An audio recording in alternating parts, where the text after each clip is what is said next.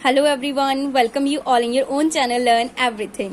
सो ਅਸੀਂ ਕਰ ਰਹੇ ਸੀ ਇਲੈਕਟ੍ਰੋਨਿਕਸ। ਮੈਂ ਇਲੈਕਟ੍ਰੋਨਿਕਸ ਤੇ ਤੁਹਾਨੂੰ ਗੇਟ ਕਰਵਾਏ ਸੀਗੇ ਔਰ ਗੇਟ ਐਂਡ ਨॉट ਗੇਟ ਹੈ ਨਾ, ਨੈਂਡ ਗੇਟ ਕੀਤਾ ਸੀਗਾ। ਉਸ ਤੋਂ ਬਾਅਦ ਦੋ ਬਹੁਤ ਜ਼ਿਆਦਾ ਇੰਪੋਰਟੈਂਟ ਗੇਟ ਹੈਗੇ ਨੇ, XOR gate and XNOR gate. ਠੀਕ ਹੈ, XOR ਗੇਟ ਕੀ ਹੁੰਦਾ? ਦੇਖੋ ਇਹ ਫੰਡਾਮੈਂਟਲ ਗੇਟਸ ਨਹੀਂ ਹੈਗੇ, ਫੰਡਾਮੈਂਟਲ ਸਾਡੇ ਕੋਲ ਐਂਡ ਔਰ ਤੇ ਨॉट ਹੀ ਹੈਗੇ ਆ।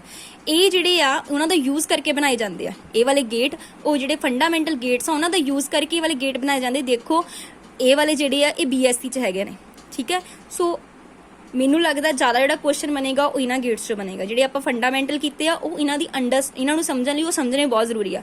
ਬਟ ਜੇ ਕੁਐਸਚਨ ਜ਼ਿਆਦਾ ਬਣੇਗਾ ਉਹ ਜ਼ਿਆਦਾ ਚਾਂਸਿਸ ਆ ਜਿਹੜੇ ਨੈਂਡ ਗੇਟ ਆ, ਠੀਕ ਹੈ, ਜਾਂ ਮਤਲਬ ਜਿਹੜੇ ਜੋੜ ਕੇ ਬਣਦੇ, NOR ਗੇਟ ਹੋ ਗਿਆ, XOR ਗੇਟ, XNOR ਗੇਟ ਪੜਾਂਗੇ, ਇਹਨਾਂ ਤੋਂ ਜ਼ਿਆਦਾ ਕੁਐਸਚਨ ਬਣਨ ਦੇ ਚਾਂਸਿਸ ਹੁੰਦੇ ਆ। ਤੇ ਸਭ ਤੋਂ ਇੰਪੋਰਟੈਂਟ ਹੁੰਦਾ ਇਹਨਾਂ ਦੀ ਆਊਟਪੁੱਟ ਦਾ ਐਕਸਪ੍ਰੈਸ਼ਨ। ਠੀਕ ਹੈ, ਜੋ ਇਹਨਾਂ ਦੀ ਬੂਲੀਅਨ ਆਇਡੈਂਟੀਟੀ ਦਿੱਤੀ ਹੁੰਦੀ ਹੈ। ਇਹ ਵਾਲਾ ਜ਼ਿਆਦਾ ਇੰਪੋਰਟੈਂਟ ਕਿਉਂ ਆ? ਕਿਉਂਕਿ ਸਭ ਤੋਂ ਜ਼ਿਆਦਾ ਡਿਜੀਟਲ ਸਰਕਟਸ ਦੇ ਵਿੱਚ ਯੂਜ਼ ਹੁੰਦਾ ਹੈ। ਠੀਕ ਹੈ, XOR ਗੇਟ, ਇਹਨੂੰ ਆਪਾਂ ਐਕਸਕਲੂਸਿਵ OR ਗੇਟ ਵੀ ਕਹਿੰਦੇ ਆ। ਐਕਸਕਲੂਸਿਵ OR ਗੇਟ ਵੀ ਕਹਿੰਦੇ ਆ ਇਹਨੂੰ ਆਪਾਂ। XOR ਗੇਟ ਨੂੰ ਐਕਸਕਲੂਸਿਵ OR ਗੇਟ ਵੀ ਬੋਲਦੇ ਆ। ਇਹਦਾ ਆਊਟਪੁੱਟ ਐਕਸਪ੍ਰੈਸ਼ਨ ਯਾਦ ਰੱਖਣਾ। ਮੰਨ ਲਓ A ਤੇ B ਦੋ ਸਾਡੇ ਕੋਲ ਕੋਈ ਇਨਪੁਟ ਹੈਗੀਆਂ ਨੇ। ਦਿਸ ਇਜ਼ A, ਇਹ ਦਾ ਸਿੰਬਲ ਹੈਗਾ ਆ। A ਤੇ B ਦੋ ਇਨਪੁਟ ਹੈਗੀਆਂ ਨੇ ਤੇ Y ਕੀ ਹੋਏਗੀ? A ਬਾਰ ਡਾਟ B, ਮਤਲਬ ਕਿ A the compliment dot B plus A dot B ਦਾ ਕੰਪਲੀਮੈਂਟ। ਮਤਲਬ ਇੱਕ ਵਾਰੀ A the compliment B as it is ਰਹੇਗਾ ਪਲਸ ਇੱਕ ਵਾਰੀ A ਉੱਦਾਂ ਹੀ ਰਹੇਗਾ B ਦਾ ਕੰਪਲੀਮੈਂਟ। ਇਹਨੂੰ ਇਦਾਂ ਅਸੀਂ ਸਾਈਨ ਪਾ ਕੇ ਲਿਖ ਦਿੰਦੇ ਆ। ਦਿਸ ਇਜ਼ ਦਾ ਸਾਈਨ ਆਪਾਂ ਦੇ ਦਿੱਤਾ। ਠੀਕ ਹੈ, ਇਹ ਆਊਟਪੁੱਟ ਆ। ਠੀਕ ਆ, ਇਹਨੂੰ ਜਦੋਂ ਓਪਨ ਕਰਾਂਗੇ, ਓਪਨ ਕਿੱਦਾਂ ਹੋਏਗੀ? ਪਹਿਲਾਂ A the compliment dot B plus A dot B ਦਾ ਕੰਪਲੀਮੈਂਟ।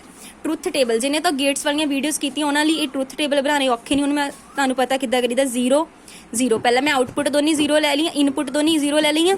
0 ਮਤਲਬ ਹੁਣ ਇੱਥੇ ਪੁੱਟ ਕਰੋ। ਪਹਿਲਾਂ ਕੀ ਲੈਣਾ? A ਬਾਰ, 0 ਦਾ ਕੰਪਲੀਮੈਂਟ ਕਿੰਨਾ ਆ ਗਿਆ? 1 dot B as it is plus A ਕਿੰਨਾ ਆ? 0 ਡਾਟ B ਬਾਰ, 0 ਦਾ ਕੰਪਲੀਮੈਂਟ 1। ਸੋ 1 into 0 0, 1 into 0 0, 0 plus 0 ਕਿੰਨਾ ਰਹੇਗਾ? 0। ਹੁਣ ਇਹਦਾ ਕਰਕੇ ਦੇਖਦੇ ਨਾਲ ਦੇਖੋ।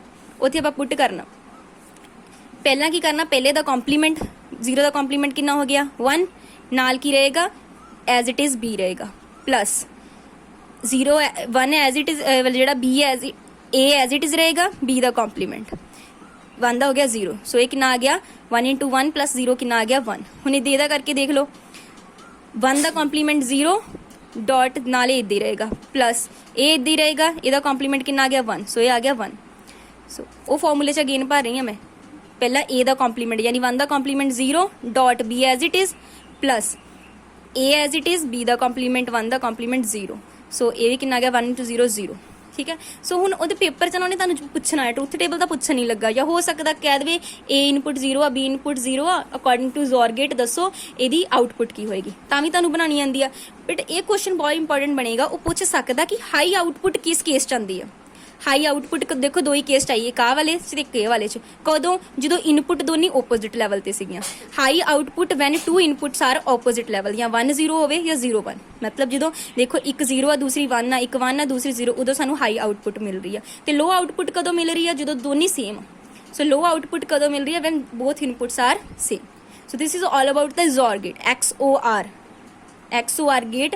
ਇਹਦੇ ਵਿੱਚ ਕੁਐਸਚਨ ਪੇਪਰ 'ਚ ਕੀ ਪੁੱਟ ਕਰੇਗਾ? ਜਿਹਨੂੰ ਆਹ ਵਾਲੀ ਦੇਖੋ, ਮੈਂ ਤੇ ਕਹੂੰਗੀ ਤੁਸੀਂ ਮੇਨ ਚੀਜ਼ ਆ ਯਾਦ ਕਰੋ। ਠੀਕ ਹੈ, ਜਿਹਨੂੰ ਆਹ ਚੀਜ਼ ਆਉਂਦੀ ਹੈ ਨਾ ਉਹਨੇ ਇਹ ਚੀਜ਼ਾਂ ਸਾਰੀਆਂ ਬਣਾ ਲੈਣੀਆਂ। ਜੇ ਉਹਨੂੰ ਬੇਸ ਕਲੀਅਰ ਸਿੰਪਲੀ ਤਾਂ ਹੈ। ਜਿਹੜਾ ਡੈਰੀਵੇਟਿਵ ਹੁੰਦਾ ਪਹਿਲੇ ਨੂੰ ਰੱਖਿਆ, ਦੂਸਰਾ ਡੈਰੀਵੇਟਿਵ ਦੂਸਰੇ ਨੂੰ ਰੱਖਿਆ, ਪਹਿਲੇ ਦਾ ਡੈਰੀਵੇਟਿਵ ਯੂ ਵੀ ਕਰਦੇ ਆ। ਬਸ ਇਹ ਯਾਦ ਰੱਖਿਓ, ਪਹਿਲੇ ਦਾ ਕੰਪਲੀਮੈਂਟ ਇੱਕ ਨੂੰ ਰੱਖਣਾ, ਦੂਸਰੇ ਦਾ ਕੰਪਲੀਮੈਂਟ ਪਲਸ ਦੂਸਰੇ ਨੂੰ ਰੱਖਣਾ, ਪਹਿਲੇ ਦਾ ਕੰਪਲੀਮੈਂਟ। ਇੱਦਾਂ ਯਾਦ ਰੱਖ ਲਿਓ ਉਹਨੂੰ, ਫਿਰ ਜਿਹੜੀ ਮਰਜ਼ੀ ਇਨਪੁੱਟ ਲਈ ਜਾਓ। ਕਲੀਅਰ? ਪਹਿਲਾ ਗੇਟ ਕਲੀਅਰ ਹੋਇਆ ਤੁਹਾਨੂੰ? ਠੀਕ ਹੈ, ਸੋ ਇਹ ਵਾਲਾ ਹਾਈ ਆਊਟਪੁੱਟ ਕਦੋਂ ਆ ਰਹੀ ਆ? ਜਦੋਂ ਦੋਨੀ ਓਪੋਜ਼ਿਟ ਲੈਵਲ ਤੇ, ਜਦੋਂ ਦੋਨੀ ਸੇਮ ਆ ਉਦੋਂ ਸਾਨੂੰ ਲੋ ਇਨਪੁੱਟ। ਜਦੋਂ ਦੋਨੀ ਇਨਪੁੱਟ ਸੇਮ ਆ ਸਾਨੂੰ ਉਹਦਾ ਆਊਟਪੁੱਟ ਕੀ ਮਿਲ ਰਹੀ? ਲੋ, 0 ਮਿਲ ਰਹੀ। This is low and high. ਮੈਂ ਬੇਸਿਕਸ ਕਲੀਅਰ ਕਰ ਦਿੱਤਾ। ਹਾਈ ਮਤਲਬ 1, ਲੋ ਮਤਲਬ 0, ਔਨ ਆਫ ਜਿੱਦਾਂ ਕਰਾਇਆ ਸੀ, ਦੱਸੀਆਂ ਨੇ ਇਹ ਚੀਜ਼ਾਂ ਤੁਹਾਨੂੰ। ਨੈਕਸਟ ਗੇਟ ਦੇਖਦੇ ਆ XNOR ਗੇਟ। ਠੀਕ ਹੈ, ਜਿਹਨੂੰ ਆਪਾਂ ਇਨਵਰਟਿੰਗ ਜ਼ੋਰ ਗੇਟ ਵੀ ਕਹਿੰਦੇ। ਇਨਵਰਟਿੰਗ ਜ਼ੋਰ ਗੇਟ ਵੀ ਕਿਉਂ ਕਹਿੰਦੇ ਆ?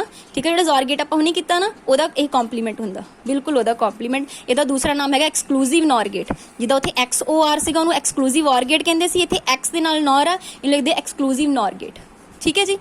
ਇਹਨੂੰ ਇਨਵਰਟਿੰਗ ਜ਼ੋਰ ਗੇਟ ਕਿਉਂ ਕਹਿੰਦੇ ਆ? ਕਿਉਂਕਿ ਜ਼ੋਰ ਗੇਟ ਦਾ ਇਨਵਰਟ ਕੀਤਾ, ਇਨਵਰਸ ਲਿਆ ਹੋਇਆ।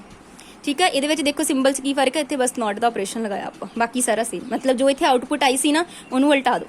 मतलब जो 0 आई सी 1 कर दो, 1 आई सी 0 कर दो। हुण इहदा मेन एक्सप्रैशन याद रखना, पहला A डॉट B प्लस दोनों का ਕੰਪਲੀਮੈਂਟ ਦਾ ਪ੍ਰੋਡਕਟ। ਉੱਥੇ ਕੀ ਸੀ, ਪਹਿਲੇ ਦਾ ਕੰਪਲੀਮੈਂਟ ਫਿਰ ਦੂਸਰਾ ਉਹਦੀ, ਪਹਿਲਾ ਉਹਦੀ ਦੂਸਰੇ ਦਾ ਕੰਪਲੀਮੈਂਟ। ਇੱਥੇ ਕੀ ਹੈ, ਪਹਿਲਾਂ ਦੋਨਾਂ ਦਾ ਐਜ਼ ਇਟ ਇਜ਼ ਪ੍ਰੋਡਕਟ, ਬਾਅਦ ਚ ਪਲੱਸ ਪਾ ਕੇ ਇਹਨਾਂ ਦੇ ਕੰਪਲੀਮੈਂਟ ਦਾ ਪ੍ਰੋਡਕਟ। ਦੇਖੋ 0 ਆ, ਪਹਿਲਾਂ ਦੋਨਾਂ ਦੀ multiply as it is plus ਦੋਨਾਂ ਦੇ ਕੰਪਲੀਮੈਂਟ ਦੀ ਮਲਟੀਪਲਾਈ, ਦੈਨ ਇਹ ਕਿੰਨਾ ਆ ਗਿਆ ਸਾਡੇ ਕੋਲ 0 ਪਲੱਸ 1 into 1 1 1 ਆ ਗਿਆ।